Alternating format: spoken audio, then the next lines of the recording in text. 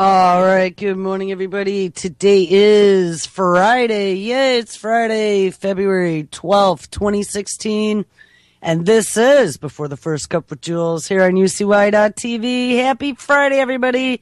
It is a balmy 19 degrees and partly sunny here in upstate New York. We stuck around 13 degrees for the entire day and night last night. I saw tonight we're going to get down to a low of 1. And then a high of 5 on Saturday, so should be fun. Where did we leave off yesterday? We titled the show Zika. There were a couple stories I wanted to dig into, have not gotten there yet, so we will get into those maybe Monday. Zika, Obama's billions, technocracy, and Google AI takeover. Now, something very interesting with that title. Apparently, Google does not like me mentioning them in YouTube video because Google, AKA or part of YouTube is part of Google, decided that their ad money that I make like 3 cents on my show, they weren't going to let me advertise because I bashed them, showed how they were infiltrating and their artificial intelligence was tracking lots of things. It's just kind of funny. Like, I didn't copyright anything or violate any copyrights in that show, and they blocked me from monetizing it, so whatever. So it means we're on the right track. All right, so where are we going to continue today? We ended the show looking at Microsoft's underwater data center on the ocean floor that they're working on for beneficial cooling. One of the things about Obama's billions I wanted to mention, we had the $1.8 billion that he's seeking for the CDC and their command and control center of 300 individuals to be there and ready to go at a moment's notice. Anytime we get a call about a Zika emergency, he's sending money down to South America and to some of the pharmaceutical companies to help battle this, global pandemic. Oh, my God. There's the one thing, too, we brought up yesterday, that it's come out now. There are 2 South American scientists who are saying that it may have the microcephaly might have something to do with the larvicides that are being used down there. And it was some sort of BT bacteria, and I think I mentioned, and if I didn't, I want to give you a kudos, and I don't remember his name, but one of the UCY Facebook subscribers had done some pretty amazing research on the Bt bacterium that they cut into the Bt corn and showed some correlation between that bacterium and this microencephaly. So like I said, there's probably like 7, 8 links of lots of detailed information that I'm going to try and get through this weekend and get my head around it and try and grasp what's going on here. So we'll see. But then the other part of the Obama billions was the $19 billion that's being dumped into cybersecurity. And, remember the hacking's everywhere, and all of a sudden we have come to understand that our world is insecure. And, don't think that that wasn't a plan. The world as we knew it, even though we've been doing e-commerce since the 90s, they kept telling us the internet was never built to be secure, and it really wasn't, to be honest. When we first started internet banking, even your browsers weren't using encryption. I don't know if you knew that. Back in the early days of internet banking, everything was wide open text. So you would go to your bank's website and you would type in your username and your password. And if there was a savvy hacker out there who could be line sniffing as you were sending the traffic between your endpoint, i.e. your computer at your desk or whatever, and your bank, they could snag that information in clear text. I mean, there wasn't any type of encryption done. And then they came out with the 128-bit encryption. And I'm sure some of you remember this. It was probably back in the early 2000s. You had to upgrade to the newest browser to be able to log into your bank. And it was a big deal, at least for me. And that was when you started seeing HTTPS with a little lock at the beginning of the URL when you typed it there. And that meant that it was encrypted. So at least there was some sort of key that if a hacker sniffed your traffic and you were entering in your username and password, they would also need to know the key that you used, which, 128-bit was pretty strong. Not the strongest there is now, but it was still better than clear text. They would have to be able to decode that key to be able to steal your information. Well, that's kind of how then it followed through. Even with e-commerce, we did HTTPS and we used credit cards, and it's worked fine so far. But apparently, corporate America, in just the last couple years, have just gotten so lax on patches and scanning technology, and I don't know, maybe they stopped buying intrusion detection software. I don't know how to explain it, but out of the blue, we just had this amazing, and you know what, maybe there's just so many criminals in the world, so many underground hackers, and, not saying it's not possible. They've been doing this online warfare for a while. If you remember, we talked about Keith Alexander way back in June or July, 2 years ago, I think it's been already, if you can even believe it. But we spent like 3 days looking at a biography and an interview written by Wired Magazine about Keith Alexander, who was the head of, I don't know what he was the head of. Was he the head of the NSA? He was the head of the NSA and their spying division. And he had like 6 divisions underneath him that he created, and it included all of the military, and pretty much he was the man that was in charge of acquiring hackers, training them, and sending them after targets. And, we actually had some acquaintances that were going to events such as the Black Hat Conference in Nevada, who had mentioned that the NSA, the FBI, the alphabet agencies as well, typically show up there and try to recruit hackers. Well, Keith Alexander is long gone. He retired after he built up this large conglomerate of hacking and spying agencies. He got them lots of money. Nobody argued with Keith Alexander. And if you haven't read that Wired article, you should. Because it's long, it's very detailed, but it will make your hair stand on end when you realize how deep this all goes. But when Alexander, quote unquote, retired to spend time with family, he then, of course, opened his own cyber consulting business to help people protect against data breaches. And one of the very first suggestions I remember was Alexander telling Goldman Sachs that they really should get some sort of security audit. And I don't remember what was going on at the time, but of course there was probably some, like there isn't always, but there was some backdoor, potential, maybe Goldman Sachs had done a crime type thing going on. But it almost came off to me like it was a threat. Like Goldman Sachs, we know all about what you're doing. And here I am, Mr. Keith Alexander, newly retired with my new business. And I need some big clients. And they would not play. They would not play with him. They would not let, and I mean, who would? They would not let him in there to start sniffing around. Because here's the thing.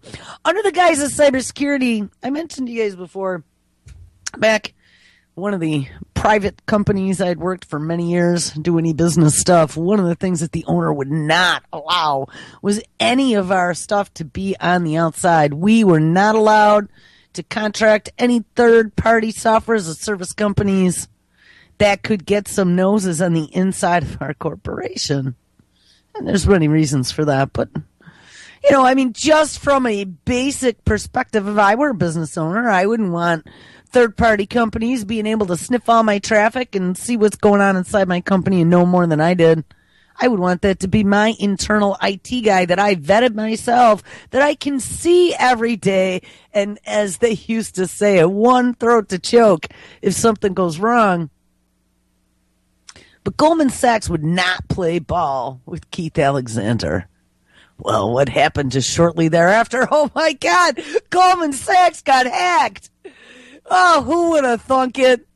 It was actually pretty funny because that's what happened. But anyway, so on that same line, I saw a story yesterday titled, and I just typed it. Now I don't remember what I typed, but it was something 21. NSA, yeah, NSA21 has been declared. You're like, what? What is NSA21? NSA21 is the merging of cyber offense and cyber defense. The NSA is merging its cyber offense and defense teams going against prior recommendations. So this is now that Keith Alexander is gone. I don't remember the name of the new guy that took over, but he's even scarier. I mean, at least Keith was from New York. I think he came from Syracuse. This new dude that took over, like every time I see a picture of him, he just looks so scary. The NSA is creating a directorate of operations over the coming months to fuse together its offensive and defensive security teams, according to a speech given at the agency today. Essentially, the team that collects information about system vulnerabilities in order to exploit them for espionage purposes will work alongside the team that collects information about vulnerabilities in order to shield U.S. networks from cyber attacks. Isn't it amazing, too, that with this whole conglomerate that we've been talking about, with this public-private partnership, this $19 billion of tech money, to be able to help corporate America stay safe. Because now we're all a cog in the wheel. Sony got hacked. Oh my God. It was a breach of national security. And one thing that happened when Keith Alexander was still running the NSA is that they had declared that hacking by a foreign government was a declaration of war. And that's when also you started seeing DARPA really getting into the game. DARPA was building tools with DARPA Dan to be able to track down any type of unsavory character in the dark web, go after child molesters and drug cartels. Yes. We're all insurgents. We're going to hunt down ISIS everywhere they are.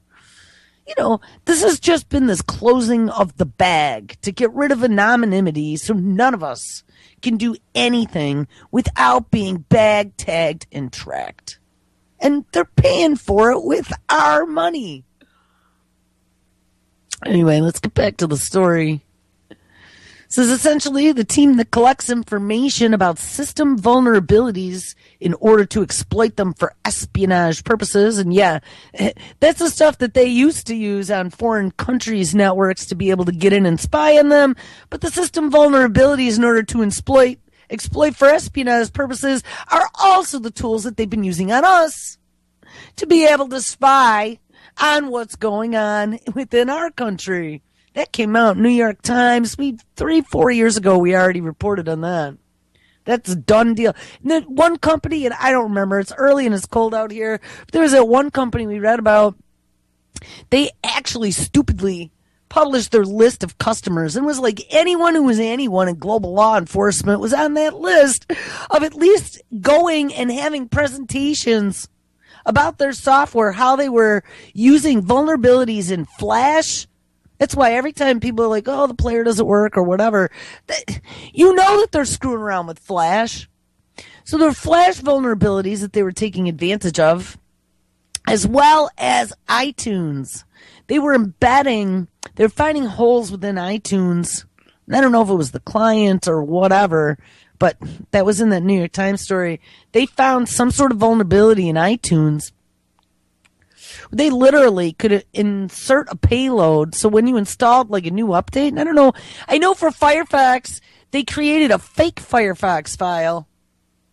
So your computer didn't even realize, if you had an antivirus, it didn't even realize that it was something that shouldn't have been there.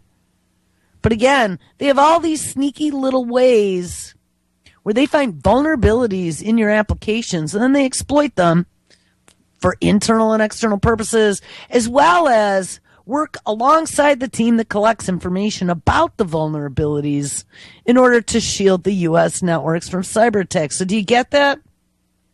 So they're scanning, and there's vulnerability software out there, just like there's intrusion detection software.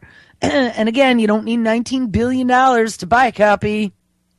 But what you do, we used to scan networks for a living. We would go out, you'd contract, be a couple $1,000s, because it took like 3 days or so. You had to set up what they call probes in different areas on your network.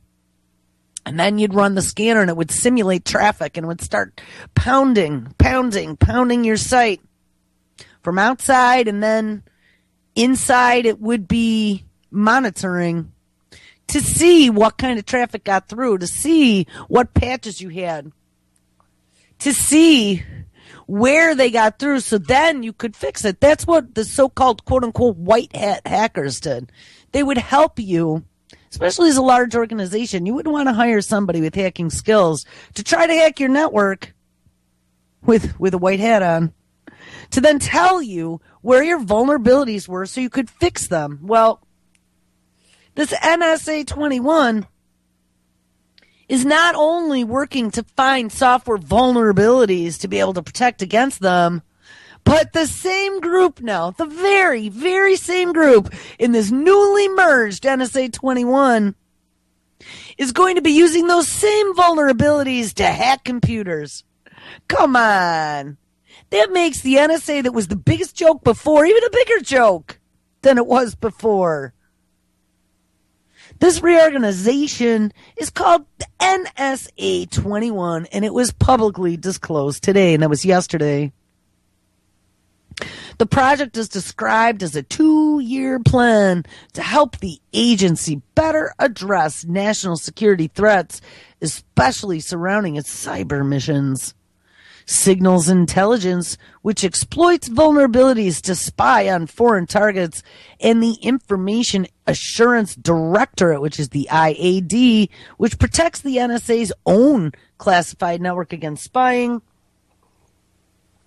will be combined under the new Directorate of Operations, the Washington Post explained earlier this week. Now wait, if we have so much advanced technology within DARPA and within the NSA, Then how come we just read yesterday about Obama's $19 billion needed to upgrade for cybersecurity? Why aren't we using our own internal departments to fix the cluster F that is the federal government computer network that Obama wants us to believe needs $19 billion in fixing? And as a matter of fact, then they're going to hire outside agencies to come in and fix that network at a premium.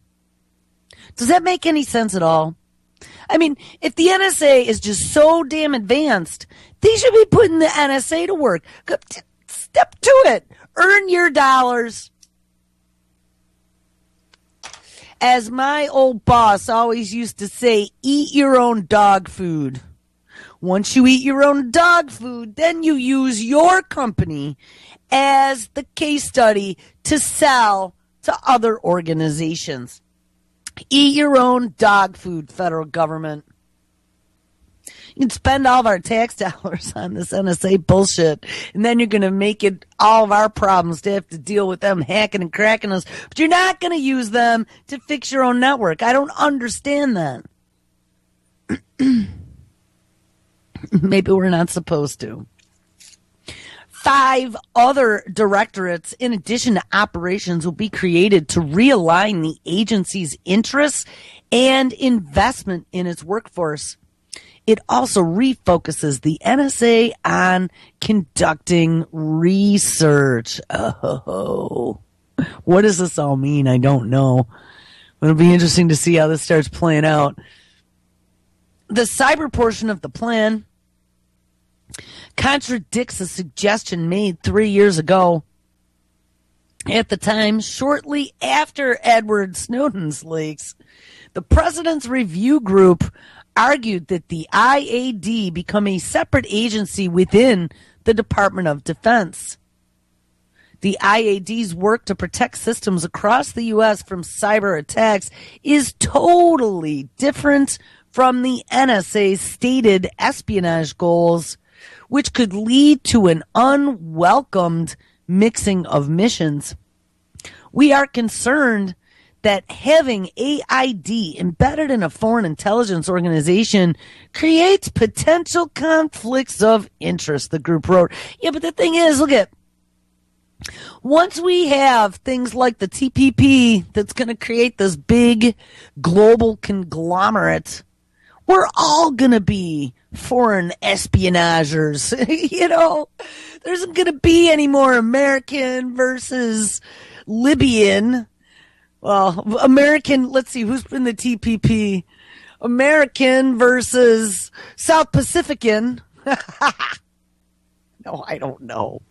You know, just as they march all this crap forward, the big UN groups, you know, it's all going to be under surveillance for whatever the next big pandemic is. You know, I don't know. I don't know what to even say. It's to the point of beyond ridiculous that I just really want to go sit on the top of a mountain somewhere and say, fuck all these assholes. If you want to know my honest opinion. Anyway, the IAD relies on private companies disclosing their bugs to the agency and has already faced an uphill battle after Snowden's releases. And yeah, after Snowden released all that data, that's when we first started seeing all these tech companies start showing up and sitting down at big long tables in Washington meeting with Obama because they wanted to make sure their ass was covered as the NSA was coming to them and demanding information from these private corporations that had inked or clicked a quote-unquote privacy agreement between all their end users. If they bent over and gave up your information to the feds without even the blink of an eye, without a warrant, without anything, what was their liability? And so they all went to Washington, and Washington said, shh, don't worry about it. We'll cover your ass, and you know what? We're going to make all these hackers so everyone's going to be scared. And then we can just merge this corporatocracy with federal government and get all of our security guys involved. So you won't be liable at all. And hence the beginning of what we see coming now. All right, anyway, government skepticism is high and discourages private companies from disclosing vulnerabilities to the agency. When the severe heartbleed vulnerability was discovered in 2014, many people speculated that the NSA had known about it for years, and I'll bet you they did. Same goes for the recent controversy about a backdoor at Juniper Network's VPN suite, and I'm sure they knew that one as well. VPNs are within an encrypted tunnel. That's probably as secure as you can get unless you go with something heavy duty. And if they had the keys to get into a VPN, anybody using Juniper's equipment who was doing a point-to-point tunnel, they would be able to sniff that traffic. Anyway, this restructuring backpedals on a report while also confirming that the NSA's offense and defense share the same mission of identifying bugs and that their coordination could prove fruitful for both missions. However, it is likely it won't do much to boost the NSA's broader standing and trustworthiness for companies already hesitant to share vulnerability information. And you know what? For those companies who are hesitant to share information, don't worry about it, because unless you take your entire network and all your employees to some sort of Ubuntu Linux or whatever, by July of next year, you better start thinking about buying new PCs or upgrading to Windows 10 to make sure that they could suck all your data at any minute, any second, as Microsoft takes now the lead role in securing the desktop and providing that information to any global crime agency that may ask for it. All right, along those same lines, I've been having major issues today. I've rebooted both browsers. We're gonna see if it loads. I actually loaded them on a second computer as well, just in case. All right, well, not gonna load on the first one, but it's loaded up on the second one. Intel chief, and he looks like Clapper in the picture. It is Clapper. Intel chief confirms our worst nightmares. Dun, dun, dun. As we've been talking about this Internet of Things and being able to Internet enable your underwear, we looked at that with that Under Armour back a couple weeks ago that partnered with IBM. The dude made T-shirts and cotton underwear and stuff for athletes. Well, now they're doing things like making smart sneakers, right? We have all these health companies now coming out with Fitbits and being able to track all your activity and where you are, where you sleep, what you're doing. Well, yeah, you guessed it. Intel chief confirms our worst nightmares. Home smart devices are ideal for spying on you. So your refrigerator is going to get a little eyeball. You'll be able to talk to it, and he'll be able to watch you. Your Google Nest surveillance and heating and cooling system will be able to report you back to the NSA. Director, this is by Claire Burnish. Good old Claire. Go Claire. Director of the National Intelligence, James Clapper, stated to the Senate Armed Services Committee that the Internet of Things, the so-called smart devices, vehicles, and appliances which employ various computer technologies may be used to spy and keep tabs on people in the future. Remember yesterday, too, I read a story about the U.S. finally agreeing with Google that their AI computer that runs the self-driving car can now be considered a person.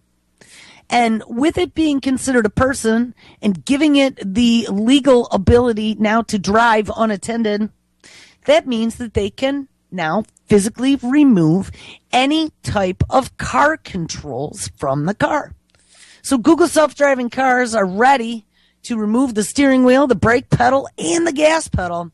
So anyone who gets into the car does not require a driver's license, and the self-driving car will take you anywhere you want to go. And it's a smart car, so don't worry about it. That car won't take you to the police station. or slam you into a wall if it decides that you're about ready to have an accident and there's people in the way, and killing you or the few occupants in the car would be less bloodshed. Oh, yeah. Those types of smart devices. In the future, intelligence services might use the Internet of Things for identification, surveillance, monitoring, location tracking, targeting for recruitment, or to gain access to networks or user credentials, says Clapper's prepared testimony. Though his remarks were ostensibly and not surprisingly directed toward the fight against terrorism, remember, they're under every bed and in every closet, and they're getting crowded out by those new Zika mosquitoes.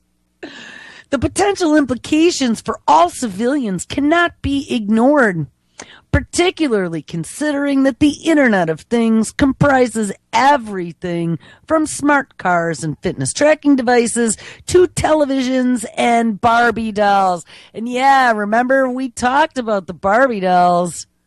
Barbie can have a full-blown two-way conversation with you and a Wi-Fi connection, meaning that she could be reporting anything your 7-year-old is saying back to whoever is listening at the other end. And it's pretty disturbing.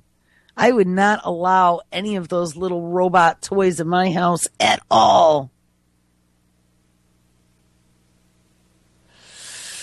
Clapper warns that the threat from Russia, China, this is what I said yesterday, of course. It's the Russians. It's the Chinese.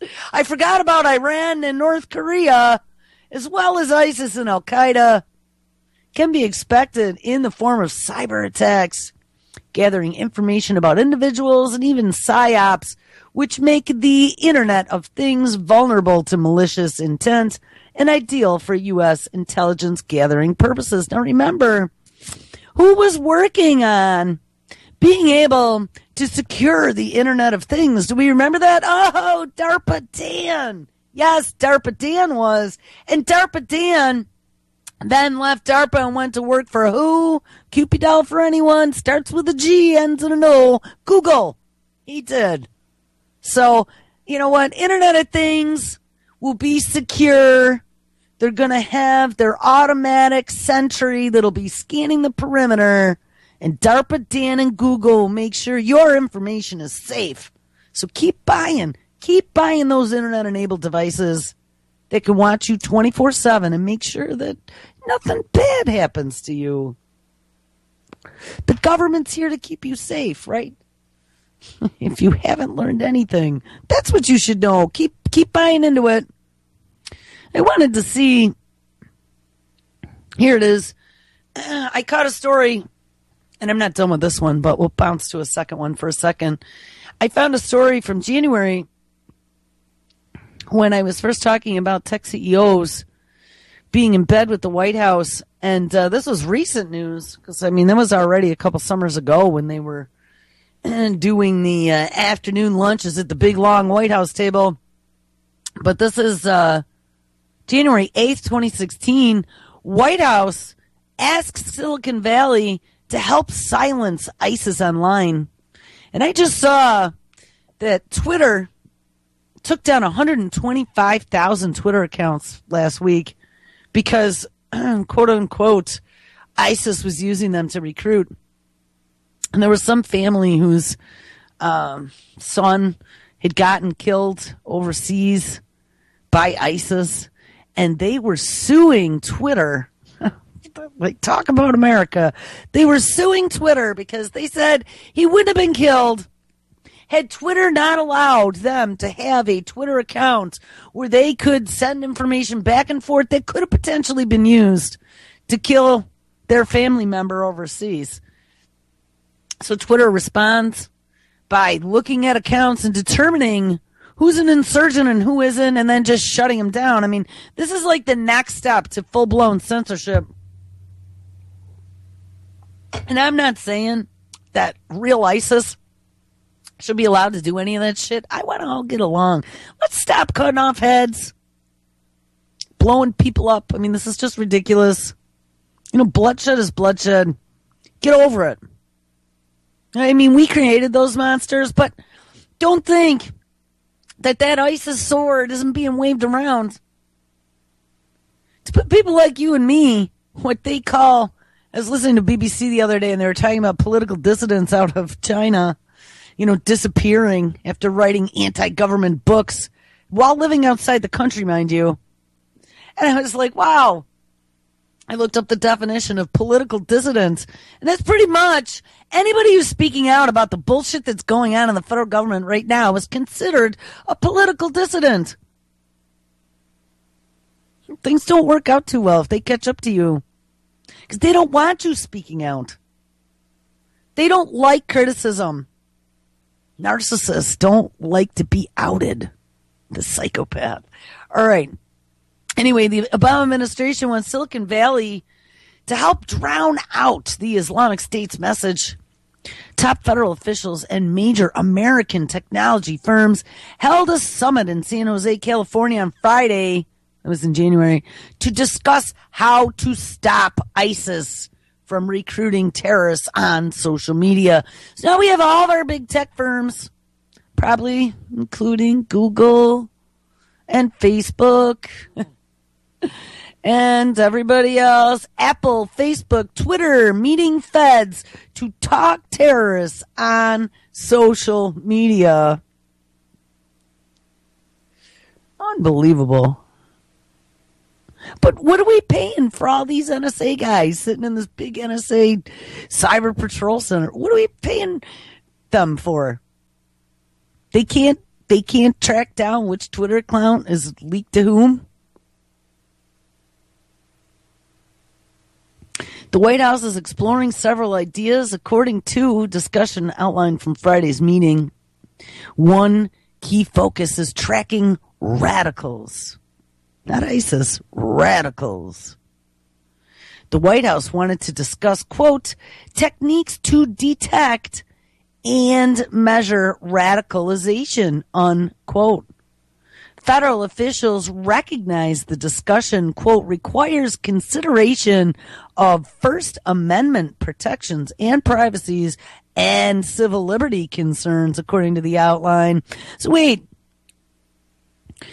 to detect radicals, I was reading something the one day, because it's interesting they mentioned the First Amendment and privacy and civil liberties. I was reading something the one day about how any idea that doesn't conform can be considered radical. And radicalization can be contagious. So if you're around a bunch of people and they're talking about something and they're explaining to you how you're being screwed over by the government for taxes or for whatever, I mean, I don't know, pick an entire list of how we're being screwed over. But it's very possible if I show you proof of that and I start showing you all the documentation behind whatever my assertion is, you're going to go, oh, look at that. And you're going to become radicalized too. It's contagious. And that's some of the research they've already been doing, watching social networks and dropping little news items in there to see how people react, or making, I don't know, after the bombing in France, they did the Je suis Charlie, right, with the Charlie Hebdo attacks, and everybody, not me, but many of the sheep changed their little profile avatar to be the colors of the French flag. Don't think that there aren't sociology departments out there from universities that are getting DARPA dollars that aren't researching the social interactions with social media in large groups. And what they discovered is that most people are followers. They're not leaders. They're followers. They do what other people suggest because they can't think for themselves. But, it makes me look cool. Oh, well, look, he's smart. Let's do what he says. That's the way the majority of America, and I don't know, I'm not going to speak for the rest of the world, but at least in this country, it's the way the majority of America is. So if they can detect who those quote-unquote leaders are, the free thinkers, the ones who think outside the box, the ones who stand up above how the situations look down and assess things and can call out the bullshit. Those people are the ones they want to find. Those are the people who are dangerous, not the followers. The followers, they could make them walk off a cliff like a lemming and nobody would ever know. And that's what they're doing already. Eat your GMOs and get your vaccines, Johnny. We got measles tomatoes coming soon. Federal officials recognize the discussion, quote, requires consideration of First Amendment protections and privacy and civil liberty concerns. The second idea centers on propaganda, and we know that as of the NDAA of I don't even know what year it is anymore, maybe 2013, I don't know, I read it in one of them. They made propaganda on the U.S. population, that same State Department program we used to use externally on other countries to try to, quote unquote, promote democracy, is now being used legally internally on its own population in the United States. Propaganda against ISIS. ISIS is adept at sharing warfare propaganda, and the government is now hoping that tech firms will block pro-ISIS messages, photos, and videos. So they are giving them a thumbs up for full-out blown censorship. But the White House also wants an increase. They want to increase the availability of alternative content. What does that mean? The White House also wants an increase in the availability of alternative content. I don't get that. You know, and we found out yesterday as well, Google, with their new AI, their search division becoming part of their AI division, as the head of search is stepping down, and the new search algorithm that was released, they were talking about using their database in their AI division. They have this whole truth, it's called the Knowledge Vault, I believe, where they have all these truthful facts that they've acquired from the internet. And one of the ways that they're going to start ranking pages is using this quote-unquote truth algorithm. They scan pages now and look how much information on your page jives with their knowledge vault full of truthful information. Remember, Bill Clinton in 2011, and I think he said this in regards to Fukushima, that there were just too many internet rumors flying around. And, you know, there are people who just apparently in the United States don't know how to distinguish between fact or fiction, who don't know how to do research, who don't know how to use the internet properly, who don't know how to read many sources and draw their own conclusions. No, the pesky internet is full of lies. Full of lies, I tell you. So the way we're going to get around that is we need to have a third-party company, not a government agency, he said, because a government agency could be seen as censorship. So we need a third-party company that'll be determining the truthfulness of content on the internet. And lo and behold, 5 years later, here comes this Google AI-run truth algorithm as the search engine head of the beginning steps down and the AI division of Google merges with the search engine. How freaking convenient is that? In a separate briefing, the White House Press Secretary Josh Ernst said the administration is seeking, quote, ways to create, publish, and amplify content that counteracts the radicalizing message from ISIS and other extremists. I get it now. They're finding ways to amplify content to counteract that radicalizing message. So they would explain how Claire Burnish's article about the Zika mosquitoes and asking questions about the correlation between the genetically modified mosquitoes of Oxitec and where they were released in Brazil, asking like how interesting it was that these mosquitoes and this quote-unquote mutant Zika outbreak coincided with each other. They would explain how she got an attack out of a publication such as Discover Magazine in 3 days after writing the article, calling her out by name. And within a week, I don't know, search Zika, you are going to see all of these scientific publications that are screaming about conspiracy theory and using pictures like cats wearing tinfoil hats to discredit anybody questioning the science. I'm going to tell you, I dug down. You got to go to page 27 now in your search results to find any type of decent information that isn't a paid shill. But I'm going to tell you what. You go back, there are scientists who've been saying exactly what we've been saying. The dangers are not a closed textbook.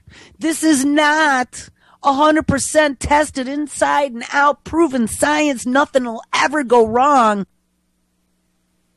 They just want to make sure they're controlling the narrative. You know, I find it very interesting, too. I've been noticing over the last couple of weeks that some of my Twitter accounts for some of my feeds that I put out there have been getting lots of professional subscribers, like ones that I do stuff on, like the brain, genetics, things of that nature. But people from those industries and companies in those industries seem to be subscribing to some of my news feeds. And in the beginning, I was like, oh, look, we got a geneticist. Oh, look, there's a neurologist.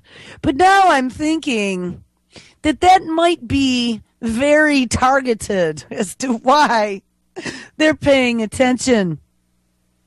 Especially reading this sentence, and I'll read it again.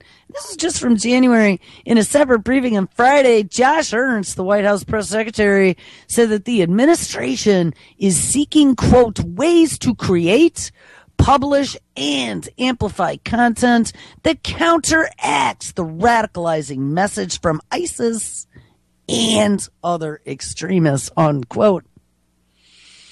The Obama administration, you know, we read a story the other day from that professor, he's an engineering professor that actually exposed the Flint water crisis. His article was all about the scientists being corrupted to the machine with all these dangling research dollars that are coming from rich billionaires, rich companies, and feds. So they just keep their mouths shut now. Their mouths shut, and parrot exactly what they've been told to say in order to keep their jobs and keep their funding, and think that they're going to get the golden boy star for their career because they helped the machine. All I got to say is go back throughout history and look at the sympathizers and the ones that helped the fascist government, the corporatocracy, the takeover, the complete and utter loss of liberties of a nation. Look at what happened to the sympathizers. You will be known as the future criminals, not me. Think what you will, but I'm not hurting anyone. I'm spreading information. I'm spreading the ability to still critically think, something that is sorely lacking in America. People are just lemmings. Walk off a cliff and wouldn't even look as they're typing on their mobile devices that they're addicted to with dopamine. And actually, there was a brand new story about that, and maybe we'll hit that on Monday as we get into the brain, because I don't think we're going to get deep into all these brain stories they have lined up. But they found a new protein, I think it was, that is tied to dopamine production. It's tied to addiction. But they have a drug already out there that they're using for weight loss that helps control overeating. And they discovered that same drug and that same protein that drug suppresses in the brain also helps cocaine addicts kick the coke, because it stops the cravings. It's the same. And if we go back to our research, it's the same part of the brain utilizing dopamine. So pretty interesting. We'll look at that maybe Monday. All right, anyway, back to the story. The Obama administration has also heard from advertising executives interested in helping craft those messages. So remember back like 3-4 months ago, we found out that they were hiring some sort of new advertising group within the federal government to help spin all these messages so we could feed them to the resistant consumers. Remember that? Yeah. Good old Bernaysian advertising is coming back. I mean, it's already been here, but it is coming back officially as propaganda to America. The Obama administration has also heard from advertising executives interested in helping craft those messages. What? Anti-ISIS, anti-vaxxer, anti-GMO messages with kitty cats and tinfoil hats? Yeah. How scary is this? This is like a psychotic novel, what's going on right now. The next thing is going to be like Clockwork Orange, where you're held in a room and you got little vices on your eyeballs, and they're going to force you to sit there and watch their new pro-technocracy propaganda because you will not conform, as they're putting your new Google DARPA implant. And actually, there's this brand new little brain thing that they can slip now right into a blood vessel. They don't even have to drill a hole in your brain anymore. Friday's meeting in California included Obama's chief of staff, a top counterterrorism advisor, the director of national intelligence, James Clapper, and Department of Justice officials. All of the leading tech firms were there, including Apple, Facebook, Google, LinkedIn, Microsoft, and Twitter. Can you believe this? I can't eat. You know, this is like everything that people pointed to me about 10, even 15 years ago that I was a lunatic. You're just paranoid, Jewel. You're just paranoid. No, I'm not. I don't know. I was having visions. And this was all going on a long time ago.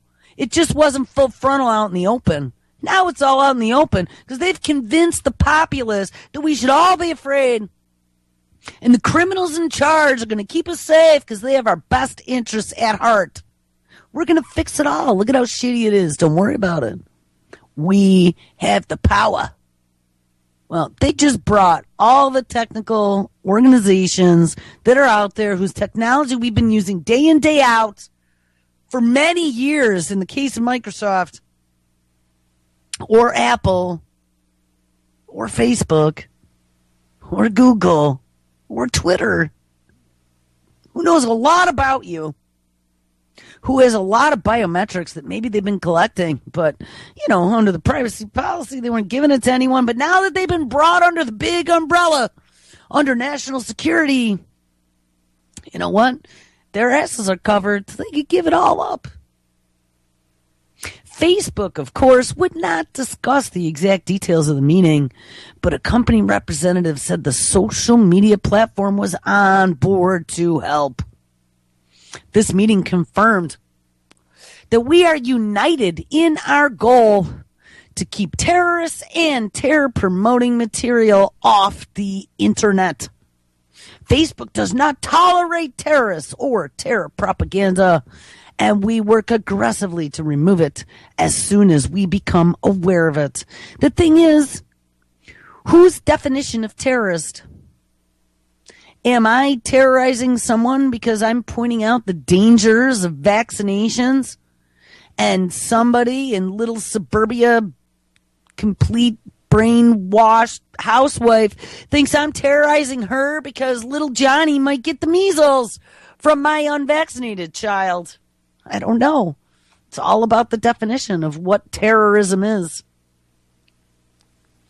All right, back to this Internet of Things now spying on you. Let's get back to Clapper. Clapper was at this tech conference as well. So Clapper was speaking at the subcommittee hearing. It says, though his remarks were ostensibly and not surprisingly directed against the fight against terrorism, the potential implications for all civilians cannot be ignored, particularly considering that the Internet of Things comprises everything from smart cars to fitness tracking devices and televisions and Barbie dolls. Future cyber operations will almost certainly include an increased emphasis on changing or manipulating data to compromise its integrity, i.e., accuracy and reliability, broader adoptions of the Internet of Things devices, and artificial intelligence, such as in public utilities. Yeah, to be able to check out like how much energy you're consuming, as well as healthcare. And that's your precision medicine using Watson as a back end will only exacerbate these effects, as Clapper warns that threats from Russia, China, Iran, North Korea, and such non-state actors as ISIL and Al-Qaeda can be expected in the form of cyber attacks, gathering information about individuals, and even PsyOps, which make the Internet of Things vulnerable to malicious intent.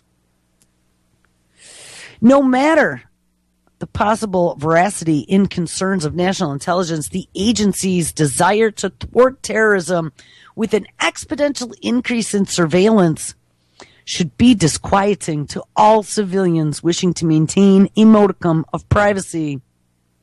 A researcher with the Berkman Center for Internet and Society at Harvard warned in their report, called Don't Panic, the Internet of Things promises a brand new frontier for networking objects, machines, and environments in ways that we are just beginning to understand. When, say, a television has a microphone and a network connection, and it's reprogrammable by its vendor, it could be used to listen into one side of a telephone conversation taking place in its room, no matter how encrypted the telephone service itself might be. These forces are on a trajectory towards a future with more opportunities for surveillance. There was someone at Harvard saying that. In fact, the Internet of Things has provided a veritable goldmine for the surveillance community.